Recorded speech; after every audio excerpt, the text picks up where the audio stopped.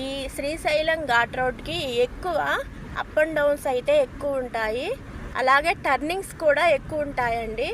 ఇలాంటి టర్నింగ్స్లో అయితే మనం చాలా జాగ్రత్తగా అయితే డ్రైవ్ చేసుకోవాలి కారు.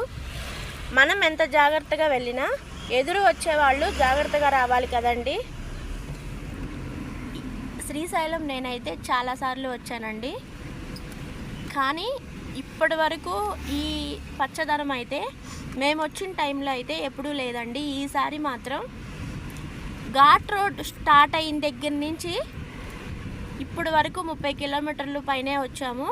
ఇప్పటి వరకు ఎక్కడా కూడా ఒక్క చోట కూడా ఖాళీ ప్లేస్ అయితే లేదండి. మొత్తం కింద నుంచి కింద గెడ్డంతా నేలంతా పరుచుకొని ఉన్నది. గ్రీన్ కలర్ మ్యాట్లు అయితే వేస్తారు కదండి, ఆ టైప్లో అయితే ఉంది.